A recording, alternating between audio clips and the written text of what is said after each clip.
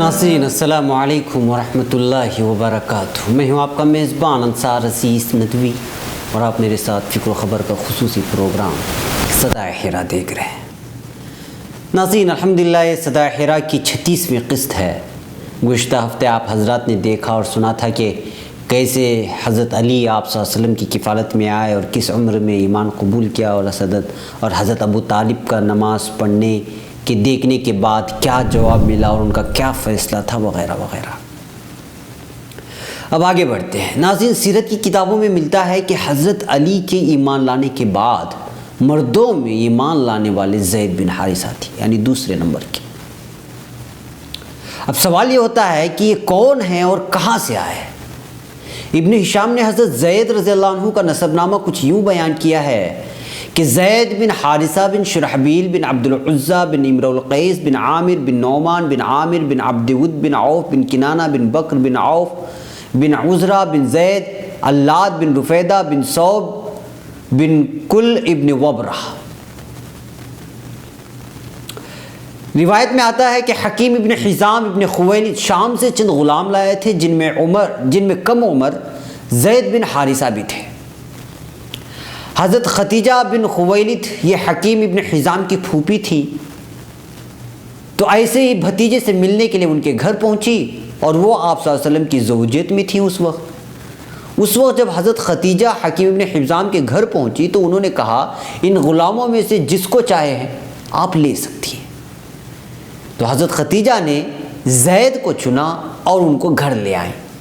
तो आप सल्लल्लाहु अलैहि वसल्लम ने ज़ैद को घर में देखकर हज़रत खतीजा से उनको मांग लिया और उनको आज़ाद करने के बाद मुतबन्ना यानी ले पालक बेटा बना लिया। नबूवत से पहले का ये वाक़या है। तो उस वक्त से ये आप सल्लल्लाहु अलैहि वसल्लम की ज़ेर तरबियत रहे।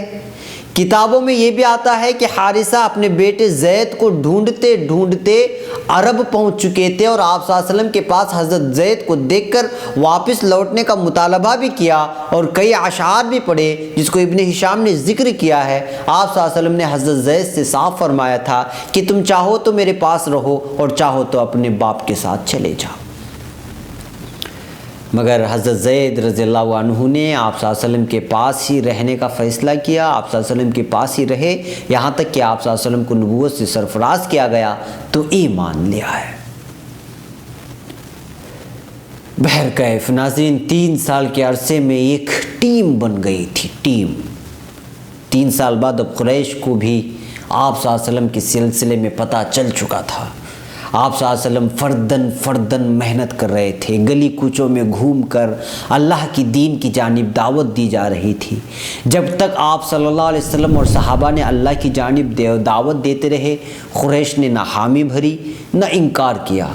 मगर जैसे ही आप सल्लल्लाहु अलैहि वसल्लम ने उनके बुतों के सिलसिले में हकीकत बयान करने लगे कि ये कुछ नहीं कर सकते, मिट्टी के बने पुतले हैं, हाकिम नहीं महकूम हैं, खालिक नहीं मखलूक हैं, ये तसव्वुरात हैं हकीकत नहीं, तो फिर पूरा कुरैश आप सल्लल्लाहु अलैहि वसल्लम की तबलीग को लेकर सिर्फ मुखालिफत ही नहीं की बल्कि अब पूरी तरह जो है उनका दुश्मन बन गया। मुसलमानों के ख़िलाफ़ पूरा कुरैश खड़ा हो गया और अब हकीकत में इम्तिहान शुरू हो चुका था मुसलमानों का।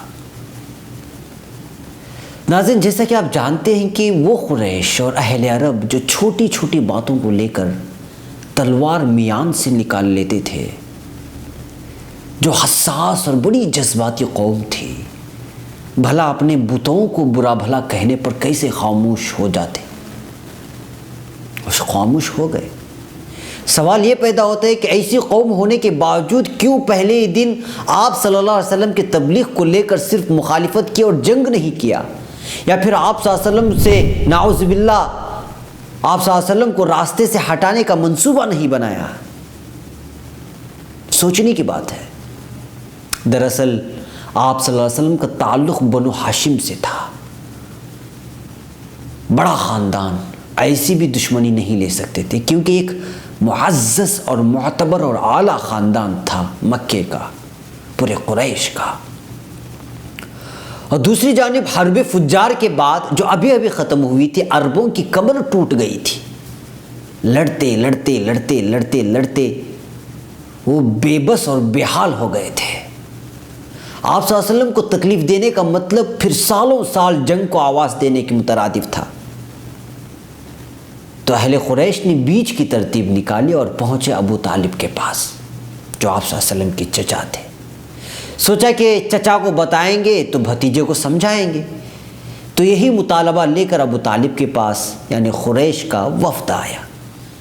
اس وفد میں کون کون تھا؟ اس وفد میں ابن ہشام کے بیان کے مطابق عتبہ اور شیبہ جو کہ ربیعہ بن عبد شمس بن عبد مناف کے بیٹے تھے، وہ ابو سفیان بن حرب بن امیہ بن عبد مناف، یہ ابو البختری جس کا نام عاص بن ہشام بن حارث بن اسد تھا، یہ لوگ الاسود ابن مطلب بن اسد، چھٹے ابو جہل جس کا نام عمر اور کنیت ابو الحکم تھی، ولید بن مغیرہ اور نبہ اور منبہ جو الحجاج بن حذیفہ کے بیٹے تھے، اور العاص بن وائل شریک تھے۔ ابن ہشام نے بیان کیا ہے کہ اس کے علاوہ بھی دیگر بھی لوگ شریک ہو سکتے ہیں۔ یہ لوگ ابو طالب کے پاس پہنچے اور شکایت شروع کر دی کہ اے ابو طالب، آپ کے بھتیجے نے معبودوں کو گالیاں دیں، عیب نکالے، عقل مندوں کو بے وقوف ٹھہرایا، بزرگوں کو گمراہ بتایا، وغیرہ وغیرہ۔ اب آپ ایک کام کیجئے، اپنے بھتیجے کو روکیں یا پھر درمیان میں دخل نہ دیں، ہم لوگوں کے درمیان سے آپ ہٹ جائیں، ویسے بھی آپ اسی دین پر قائم ہیں جس دین پر ہم ہیں۔ تو ابو طالب نے تمام شکایتوں کو سننے کے بعد نرمی کے جواب دے کر حسن تدبر سے اس وفد کو واپس کر دیا جو آپ صلی اللہ علیہ وسلم کی شکایت لے کر حضرت ابو طالب کے پاس آیا تھا۔ یہ وفد تو چلا گیا مگر آپ صلی اللہ علیہ وسلم پر اس کا کوئی اثر نہیں ہوا، اور آپ اپنے تبلیغ میں آگے بڑھتے گئے، اور ادھر قریش کے ساتھ معاملات میں کشیدگی آتی گئی، تعلقات بگڑتے گئے، یہاں تک کہ اب قریش کے ہر مجلس میں آپ صلی اللہ علیہ وسلم کے کوئی بھی مجلس آپ صلی اللہ علیہ وسلم کے تذکرے سے خالی نہیں رہتی۔ اب قریش ایک دوسرے کو آپ صلی اللہ علیہ وسلم کے خلاف ابھارنے کا کام کرنے لگے، یہاں تک کہ پوری قوم آپ صلی اللہ علیہ وسلم کی دشمن بن گئی۔ جی ہاں، دشمن۔ ناظرین، وقت لمبا ہو چکا ہے، یہاں مجھے رکنے کی اجازت دیں۔ اگلے ہفتے اسی کڑی کو آگے بڑھاتے ہوئے مزید تفصیلات سنائی جائیں گی۔ آپ فکر و خبر کے ساتھ جڑے رہیں اور مجھے اجازت دیں۔ السلام علیکم ورحمۃ اللہ وبرکاتہ۔